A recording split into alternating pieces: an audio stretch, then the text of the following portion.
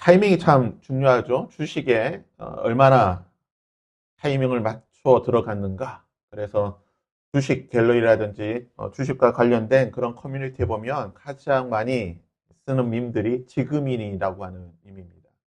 지금 주식에 들어가야 되는가? 지금 삼전에 들어가야 되는가? 지금 하이닉스에 들어가야 되는가? 오늘 종가 기준으로 보니까요. 삼전이 20만 원을 회복했고 하이닉스도 100만 원을 회복했더라고요. 이와 관련해서 가장 요즘 많이 회자되고 있는 연예인 있죠? 전원주 씨입니다. 전원주 씨는 하이닉스가 2만 원일 때 하이닉스 주식을 샀다라고 하죠.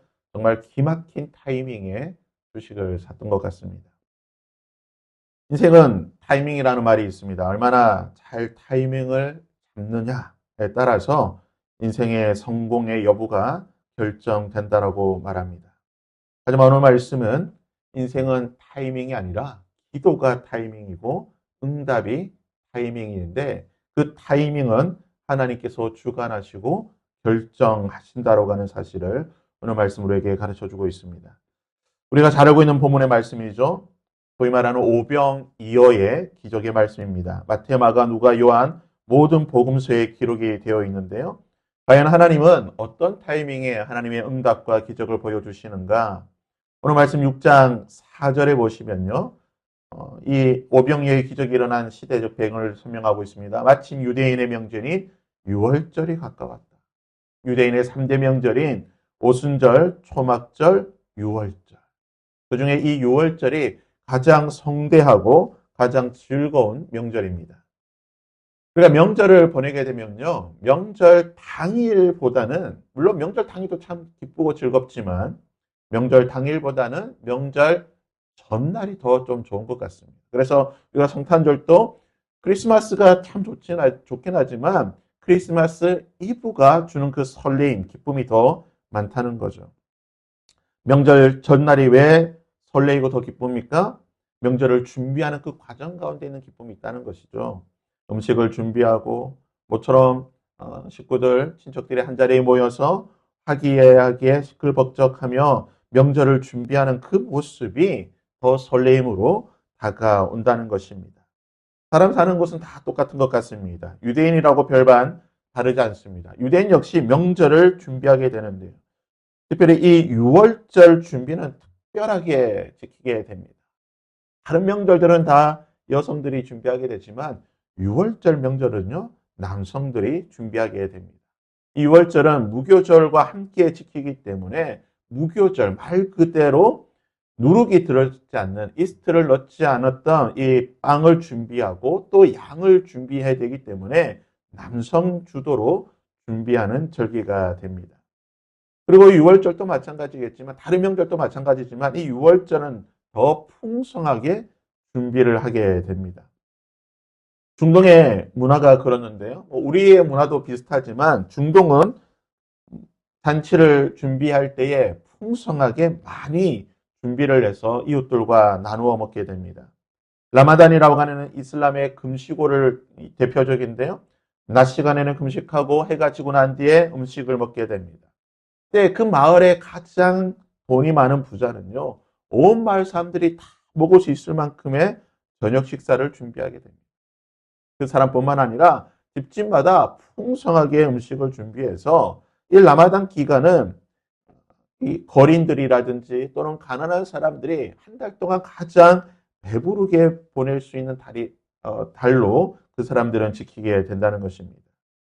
오병이어가 일어난 시기가 언제입니까? 6월절이라고 말하고 있습니다. 6월절 즈음에 이 사건이 일어났다는 것이죠. 6월절. 결코 부족하지 않는 절기입니다. 풍성한 절기입니다. 많은 것이 있는 절기입니다. 우리네 보릿고개처럼 굶주리고 무언가 없는 그런 시기가 아니라 어디를 가든 음식들이 널려있는 풍성한 이 6월절에 오늘 이 말씀의 사건이 일어났다는 것입니다. 아주 역설적인 모습이죠. 모든 것이 풍성한 6월절에 굶주려 있는 사람들. 그들은 복음서에 따르면 여러 마을에 걸쳐서 예수님을 따라왔다라고 합니다. 그들이 얼마 동안 예수님을 따랐는지 알 수 없지만 그들이 준비했던 6월절을 지키기 위해 또는 다른 6월절을 준비하기 위해 준비했던 이 모든 음식들이 다 떨어지게 되었습니다. 몇 끼를 굶었는지 알 수는 없지만 그들은 굶주린 가운데 있을 때에 하나님께서 기적을 베푸시는 그 하나님의 타이밍의 시간이 되었다는 것입니다. 또 마태마가 누가를 보시게 되면 이 6월절 이 오병이어의 기적은 세례 요한이 죽고 난 뒤에 일어난 사건이라고 말합니다. 헤롯은 세례 요한을 죽이게 됩니다. 사사건건 자신의 잘못을 지적하고 자신을 책망하였던 이 세례 요한이 자신의 눈에는 이 헤롯의 눈에는 눈의 가시와 같은 존재였습니다. 하지만 그를 죽이고는 싶었지만 또한 그가 하나님의 사람이라고 하는 그러한 인정, 그러한 마음들이 있었기 때문에 쉽게 죽이지 못했던 것입니다. 헤롯에게는 이 두 가지의 마음, 헤롯의 세례 요한을 죽이고 싶다는 마음과 또 그 가운데 두려움이 있었던 것입니다. 그러다가 하나의 사건으로 인해서 결국은 세례 요한을 죽이게 됩니다. 그런데 세례 요한을 죽이고 나서 왠지 이상한 일이 벌어지게 되는 거죠. 세례 요한이 다시 살아난 것처럼 누군가가 마치 세례 요한처럼 세례 요한이 전했던 메시지를 전하며 세례 요한보다 더 놀라운 일을 행하고 있다라고 하는 소문을 듣게 됩니다. 그래서요, 마가복음 6장 14절과 누가복음 9장 7절에 보시면 세례 요한을 죽이고 난 뒤에 예수님께서 행하셨던 많은 기적과 그 말씀을 들었던 헤롯의 마음을, 헤롯의 그 심리적 상태를 성경이 이렇게 표현하고 있습니다. 이에 예수의 이름이 드러난지라 헤롯 왕이 듣고 이르되 이는 세례 요한이 죽은 자 가운데서 살아나도다. 그러므로 이런 능력이 그 속에서 일어나느니라 하고, 또한 누가복음 9장 7절에 보시면 분모랑 헤롯이 이 모든 일을 듣고 예수님께서 행하신 많은 일들을 듣고 난 뒤에 심히 당황하니 이는 그 어떤 사람이 헤롯 요한이 죽은 자 가운데서 살아났다라고 말하고 있다. 이 시기에 바로 예수님께서 오병이의 기적을 행하신 것입니다. 상식적으로 생각하면요, 이 시기는 예수님께서 기적을 행하셔서는 안 되는 시기입니다. 안 되는 타이밍이죠. 왜 그렇습니까? 지금 헤롯은 세례 요한, 자신이 죽였던 세례 요한이 살아났다. 이 예수라고 하는 사람을 통해서 세례 요한이 다시 살아났다라고 하는 그러한 마음을 가지고 있는 겁니다. 그래서 이 헤롯은 과연 이 예수라고 하는 사람이 누구인가? 내가 죽였던 그 세례 요한이 다시 살아난, 어떻게 보면 그 환생했다고 생각될 수 있는 그런 사람인가에 대한 굉장한 호기심과 궁금증이 있었습니다. 그래서 예수를 불러서 과연 그가 세례 요한이 살아난 세례 요한인가? 만일 세례 요한이 살아났다고 한다면 다시 죽이고자 하는 그런 마음이 헤롯에게는 있었을 것입니다. 그래서 이 시기는요, 예수님께서 자신을 드러내서는 안 되는 시기입니다. 헤롯이 예수님을 찾고 있는 이 시기에 그걸 과연 세례 요한인지 아닌지, 만일 세례 요한이면 죽이려고 작정하고 있는 이 상황 가운데에 예수님은 자신을 숨겨야 되는 것이에요. 드러내서는 안 되는 상황입니다.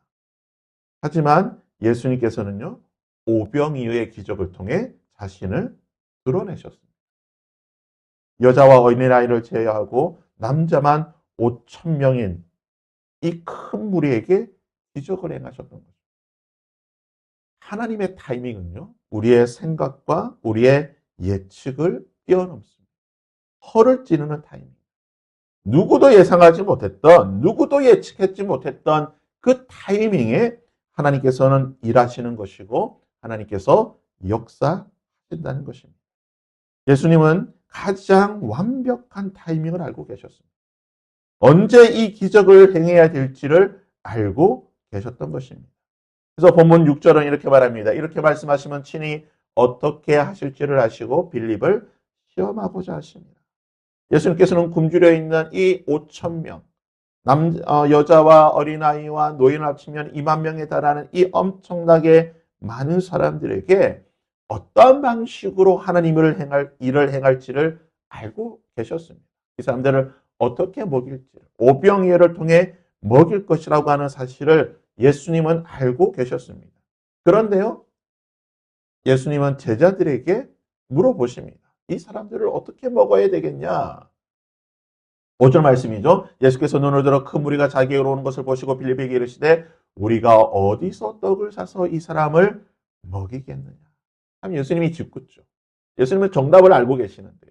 답정남인 상태인데 정답을 알고 계신데 빌립에게 물어보십니다.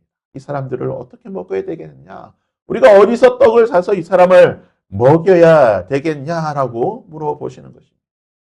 예수님의 질문을 받은 빌립. 예수님께서 어떻게 하실지를 전혀 알지 못한 채로 빌립은 그냥 자신의 상식선에서 예수님에게 답변을 하고 있습니다. 5천 명이 모여 있고 거기에 남자와 여자와 어린아이와 노인 합치면 대충 2만 명 되니까 대충 계산해 보니까 빌립의 대답이 이 말이죠. 빌립이 대답하되 각 사람으로 조금씩 받게 할지라도 200데나리온의 떡이 부족하나이다. 빌립의 대답입니다. 200데나리온 갖고 되지 않습니다. 생각해 보니까요. 예수님, 지금 2만 명의 이 사람이 우리가 아무리 돈을 모아도 200데나리온으로는 도저히 되지 않는 것 같습니다. 그러나 한 데나리온은요. 노동자 한 명이 하루에 벌 수 있는 일당입니다. 우리나라 오늘 현재 법정 최저 시급이요. 1,320원입니다. 그러니까 하루 그냥 열심히 일한 한 10만 원 정도 버신다고 생각하시면 200데나리온은요. 한 2천만 원 정도 되는 돈이죠. 2천만 원으로 2만 명을 먹일 수 있을까요? 2천만 원으로 2만 명을 먹이기에는 부족합니다. 500원짜리 빵을 사도요. 2만 명 먹이려고 하면 돈이 부족하죠. 500원짜리 빵을 500원짜리 빵도 없겠지만 500원짜리 빵 그리고 우유 사면 2천만 원 그냥 넘어가는 겁니다. 그냥 2천만 원을 어떻게 2만 명이 먹을 수 있는 빵을 샀다라고 한번 가정해 보겠습니다. 지금 배고픈 사람들이 굶주렸다고 성경은 표현하고 있습니다. 며칠을 굶주렸는지 알 수가 없습니다. 이 사람들이 과연 빵 하나만 먹을까요? 한 두세 개는 먹지 않을까요? 힘 있는 사람은요, 몇 개씩 먹겠죠. 또 어떻습니까? 그냥 그 자리에서 먹기만 하면 또 괜찮습니다. 우리나라도 마찬가지고 여기도 마찬가지일 것 같아요. 사람 사는 것은 다 똑같으니까요. 어디 가면 꼭 어떤 사람들이 있습니까? 음식 챙기는 사람이 있습니다. 음식 챙겨서 집에 있는 식구들 주려고 바리바리 챙겨가는 사람들이 있다는 거죠. 그러니까 2만 명에 달하는 사람들을 먹이기에 200데나리온이 부족하다는 겁니다. 하지만 예수님은 알고 계셨습니다. 이들 중에 200데나리온의 돈이 없다는 사실. 그리고 제자들도 그 돈이 없다라고 하는 사실을 알고 계셨습니다. 모든 것을 알고 계신 예수님의 타이밍이 시작된 겁니다. 도저히 상식적으로 해결할 수 없는 이 일들을 예수님께서 어떻게 해결하십니까? 보면 8절과 9절입니다. 제자 중 하나 곧 시몬 베드로의 형제 안드레가 예수께 여짜오되 여기 한 아이가 있어 보리떡 5개와 물고기 2마리를 가지고 있나이다. 그러나 그것이 이 많은 사람에게 얼마나 되겠습니까? 왜 얼마나 절묘한 타이밍? 예수님이 준비한 이제 쇼타임이 된 것입니다. 모두의 허를 찌르는 타이밍에 모두의 예상을 뛰어넘는 방법으로 예수님께서 이 문제를 해결하십니다. 200데나리오로 해결할 수 없는 이 문제를 보리떡 5개와 물고기 2마리로 예수님께서는 해결하시는 것입니다. 베세다 들판에 흩어져 있는 2만 명의 이 굶주린 사람들을 한번 생각해 보십시오. 여러분 배고프면요. 뭐가 제일 먼저 사람이 발달합니까? 후각이 발달합니다. 그럼 보리떡 5개와 물고기 2마리. 이 물고기는 염장한 물고기입니다. 생선 비린내가 나는 거죠. 구수한 빵 냄새가 납니다. 극도로 사람들이 예민해 있는 상황 가운데 굶주림의 후각이 예민한 이 사람들이 이 음식의 냄새를 못 맡았을 리가 없습니다. 그런데 갑자기 이 어린아이 한 명이 보리떡 5개와 물고기 2마리를 가지고 나타났습니다. 여러분 이 상황을 우리가 어떻게 이해할 수 있을까요? 하나님께서 기적을 베푸셔서 그 모든 주변 사람들의 코를 한순간에 그냥 막고 계셨을까요? 이 아이가 어떻게 이 보리떡 5개와 물고기 2마리를 며칠 동안 품속에 가지고 있다가 이 타이밍에 예수님께 가지고 나온 것입니다. 창세기 22장의 모습을 보시면 아마 우리는 한 가지의 해결점을 찾을 수 있을 것입니다. 창세기 22장은요, 아브라함이 아들 이삭을 하나님께 바치는 장면을 기록하고 있습니다. 하나님의 약속대로 100세에 이삭을 얻었습니다. 그 이삭이 잘 자랐습니다. 10대의 청소년이 되었습니다. 어느 날 하나님께서 아브라함에게 나타나셨습니다. 그 이삭을 나에게 제물로 바치라. 아브라함은 이삭과 함께 모리아산으로 가게 됩니다. 모리아산에 아들과 함께 단둘이 올라가서 아들을 묻고 하나님 앞에 바치려고 칼을 드는 그 순간 하나님께서 아브라함을 말리십니다. 아브라함, 아브라함. 그리고 나서 하나님께서 아브라함의 눈을 열어주시는데요. 하나님께서 아브라함에게 무엇을 보여주십니까? 창세기 22장 13절입니다. 아브라함이 눈을 들어 살펴본지 한 숫양이 뒤에 있는데 뿔이 불에 걸려 있는지. 아브라함이 가서 그 수량을 가져다가 아들을 대신하여 번제로 드렸더라. 그리고 그 땅의 이름을 여호와 이레라고 부르게 되는 것입니다. 하나님께서 예비해 놓으셨던 그 숫양을 아브라함이 발견하게 되었다는 것입니다. 저는 오병이의 기적도 아마 이와 같지 않았을까 생각이 듭니다. 5천 명을 먹이셨던 이 예수님의 오병이의 기적. 이미 하나님께서 미리 다 준비를 해 놓으셨던 것입니다. 이미 하나님은 다 준비를 해 놓으셨고 하나님의 때를 하나님께서는 기다리고 계셨습니다. 하나님께서 하나님의 때를 기다리고 계시다가 가장 완벽한 타이밍, 그 아이가 나타나게 했다는 것입니다. 그 아이가 어떻게 나타나는지 우리는 알 수는 없습니다. 그러나 분명한 사실은 아브라함이 눈을 들어 바라본 즉 한 숫 양이 보였던 것처럼 예수님께서 눈을 들어 바라본 즉 시몬 베드로와 그 형제 안드레가 눈을 들어 바라본 즉 그들 눈에 오병이를 들고 있는 아이가 보였다는 거예요.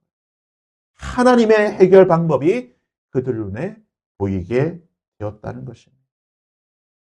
그러한 여러분, 인생은 타이밍이라고 말하죠. 그 타이밍을 어떻게 잡느냐에 따라서 인생의 성패가 좌우된다라고 사람들은 이야기합니다. 그래서 그 타이밍을 잡으려고 사람들이 얼마나 노력하는지 모릅니다. 그 타이밍을 잡기 위해 최선의 노력을 합니다.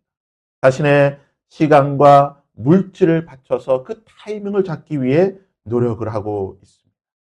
하지만 우리에겐 가장 완벽한 타이밍이 바로 하나님의 타이밍입니다.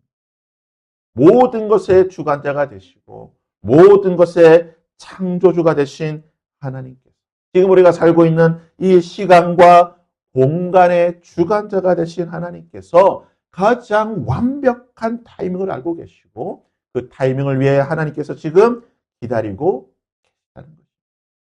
그 하나님의 타이밍을 우리는 기도의 눈으로 열고 바라봐야 될 것입니다.